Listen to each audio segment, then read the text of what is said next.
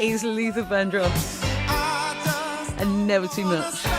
Now, I don't know about you, but if you're like me in the second half of life and occasionally feel, maybe lost, confused, not as capable as you once were, and having to compete with lots of younger people, well, you might be interested in a conversation I had with husband and wife team Campbell and Jane McPherson about their book, You Part 2 even, described by the broadcaster Kirsty Young as a clear-headed, invigorating and inspiring guide to the rest of your life.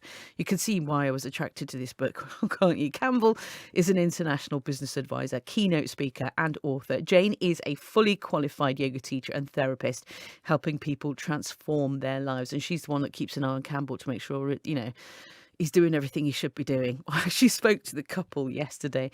Lovely people. But, just talking about how actually scary it can feel when you hit the big 50. No, it was. I totally understand that. The essence of the book is exactly that. It is that the first half is over. We can do nothing but learn from it, and now we move on. But we've got this exciting second half ahead. So it's a very optimistic and yet pragmatic book about let's thrive in the second half. It doesn't mean that bad things are not going to happen to us. Of course they will. But let's actually set ourselves up to succeed and actually define success first, but succeed in the second half. So it's a pragmatic book that is full of how to embrace change, because we're going to have to, and the whole idea of thinking that our life is half full, not half empty. Because when you get to that age, I think for, lots of reasons, Jane, and particularly as a woman, you think, well, I'm at that menopause stage, and, perhaps the children have left home, and you're feeling like, you perhaps your career has come to an end or coming to an end. There's so many things to think about where you're feeling perhaps like your life is slightly emptier. I think that's really true. And a lot of women I work with, and in my own experience as well, you not only have the environmental changes, so as you say, maybe children leaving home, or you've changed career, or you've left your job, but you're also having to deal with the hormonal stuff as well. And we underestimate the effect that hormones have on the way we feel and the way we sleep, the way we eat. Whatever we do is all affected by what's going on internally as well as externally. So it is an enormous amount of change. And you're right, I think a lot of women, and I know I did, you sort of have to think, okay, what am I? Who am I now? What am I about? Am I a mother? Am I an employee? Am I a wife? Am I a partner? What am I? And you go through quite a lot of questions and reflective time, which is great, but it can also be a really stressful time and quite an anxious time, because we are living longer. We are, the statistics are there in the book as well, of course, that we are living a lot longer, and we've got a lot of years to live. And so we need to, grasp that with both hands and go, okay, this is good, this is positive, but maybe I need to make some changes in my life, whether it's my job or my relationship. Or, that's one of the statistics that we found in the research for the book, is that divorces amongst over 50s are increasing, and 2/3 of those are initiated by women. Did not know that. You see, I learned something new, and I've got to be on my best behaviour. Absolutely. Always. Yeah, I think my husband feels pretty much the same. I mean, would you agree that we are frightened of change? And we are naturally frightened of change. We put up our own change barriers. So one part of this book is one chapter, actually one section in it, is all about how to embrace change and make it work for you. And we come up with this wonderful term that our daughter heard, actually, called radical acceptance, or as Jane prefers, positive acceptance. So it's not just accepting change, but it's accepting change with purpose and proactivity and doing something about it. Sounds really easy. I'm hoping that the book contains lots of practical sort of help and advice as to how to do that. It does. And I mean, I come from it from a yoga perspective. Radical acceptance in the yogic world is called Santosha. And Santosha is all about learning to accept where you are, but from a positive point of view. So and I have techniques that I use with my clients on how to, if you like, change the attitude, change the way we think about ourselves and the situations we're in. So, you know, being grateful for things is a great idea. It's a thing to start with.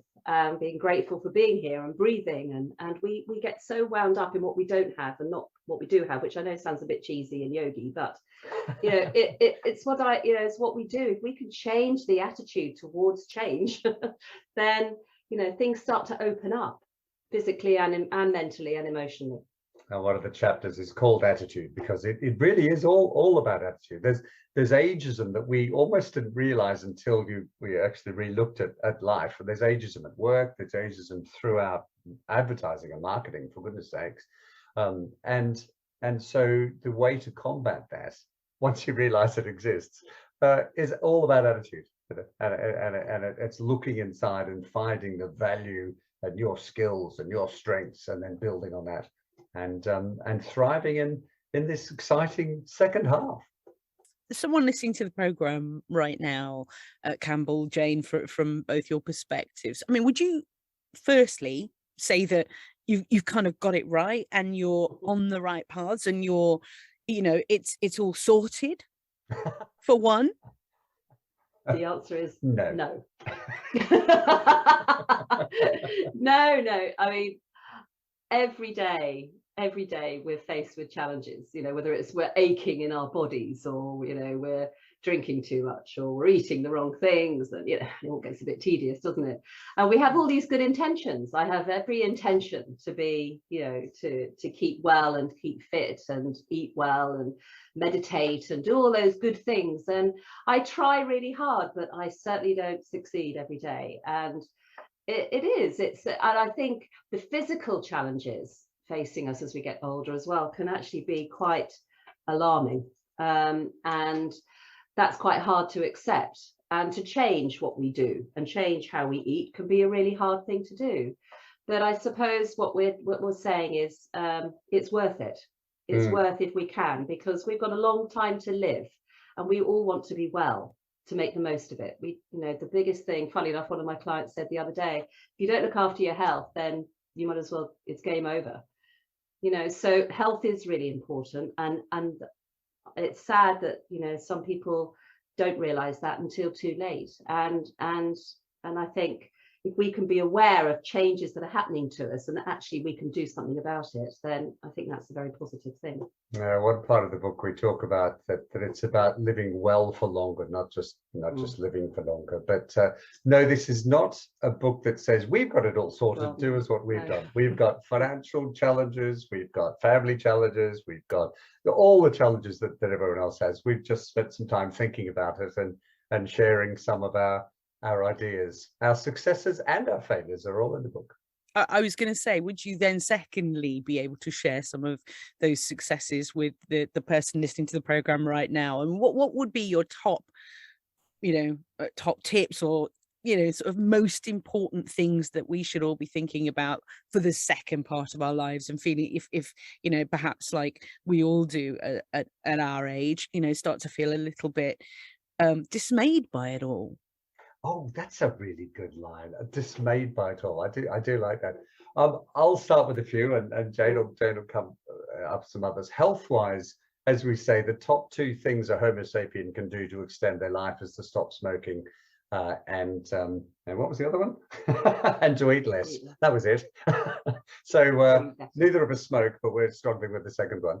And then there's a whole host of things we can do around attitude and liking yourself and knowing yourself, and planning the next phase of your life in a way that means that you can thrive and have the capacity and desire to change.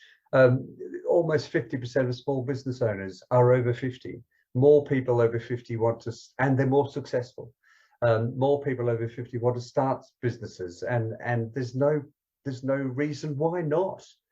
So top reasons to me is apart from the health reasons, is to believe in yourself and to look at reality, accept reality, and then work out what you can change and have the confidence to do it. And I think from listening to, well, I'm thinking, well, you were talking, for me, the top tip here is to be kind to yourself. So in yoga, we talk about isma, which is non-aggression and kindness to yourself and to others. And very often we're not kind to ourselves. We criticize ourselves. I'm too old. I'm past it. Oh, someone is much better at that myself. Someone's prettier, younger, more intelligent. We really beat ourselves up all the time. And I think one of the best things we can do is just sit quietly with ourselves and learn to love this person, and realize all the amazing things that we are. And we tend to forget that, I think. We're constantly comparing ourselves to others. And I come back to the yogic, this whole thing about being kind to yourself and not judgmental and not critical and celebrating who we are. There you go, part 2. It's called You Part 2, courtesy of Campbell McPherson and his wife Jane.